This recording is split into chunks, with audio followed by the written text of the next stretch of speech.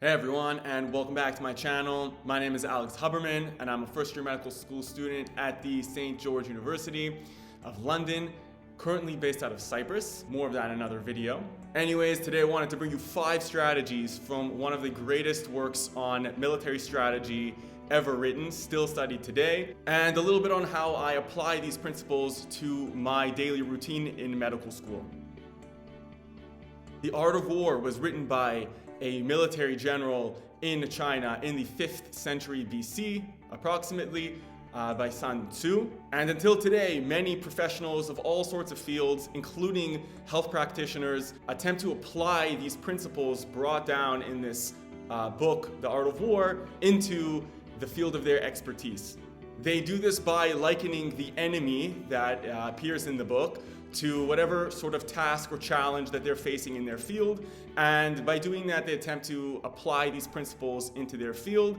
And so I'm going to be doing that as well. And of course, links below to some of these articles and books that apply these principles to all sorts of subfields within medicine. And so I took the cue, and I myself liken my success in medical school to this enemy and the various ways to defeat this enemy that are brought down in the Art of War.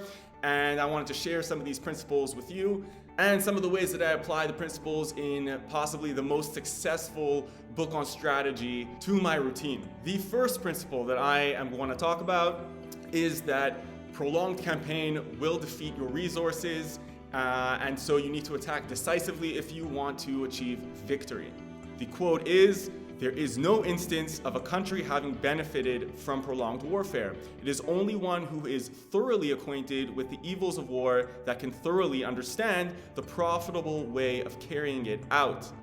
The way that I apply this principle is that I focus my resources, my mental energies, my time. I focus these things on the material that I know will be high yield, and on activities that accomplish this in the most efficient way. And I'm going to link above a video where I give an example of this, so check that out. The second principle that I wanted to mention is the principle of adapting to a terrain. You need to take advantage of the opportunities that the terrain offers you. And the quote is, "If fighting is sure to result in victory, then you must fight, even if the ruler forbid it. If fighting will not result in victory, then you must not fight, even at the ruler's bidding." This quote was stated in reference to choosing the proper terrain that will yield the best results. What I took from this is to be malleable. If a previous method isn't working, take the time to research and think of a new method. Now, I know it can be scary to abandon a method that you know worked for you in the past,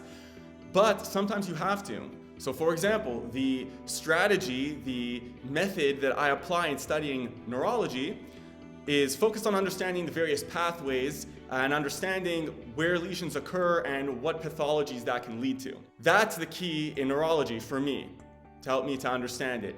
But however, this was not the case when I studied pharmacology. In pharmacology, the details of the neuroreceptors would be much more important in understanding any sort of pathways, and the mnemonics that you use to understand these would be a much better resource. For example, like Sketchy, which helps you to remember all of these various drugs in pharmacology. That is a much more useful resource than to what I would be using for neurology.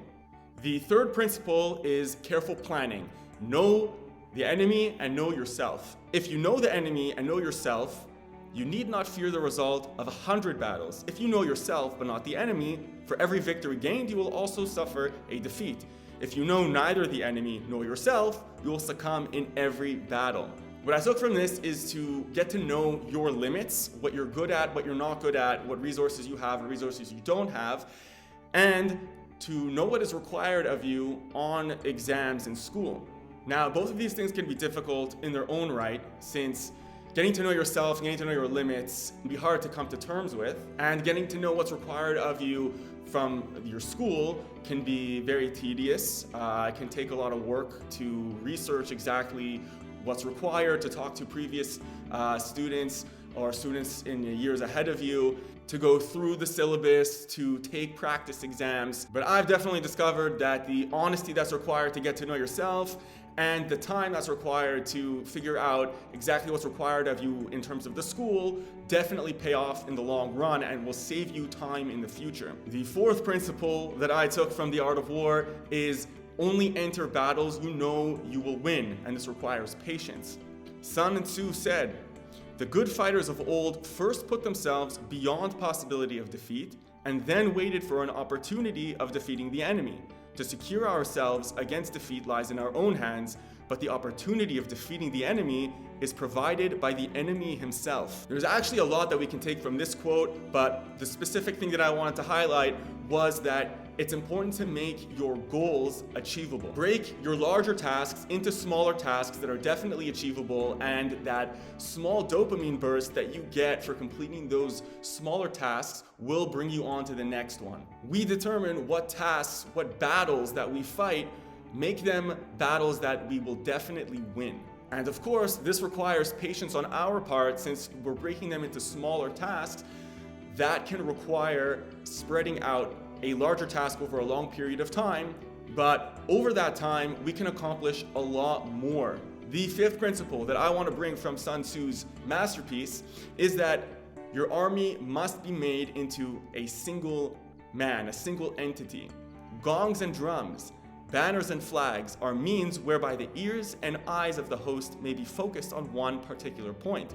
The host thus forming a single united body, it is impossible either for the brave to advance alone or for the cowardly to retreat alone.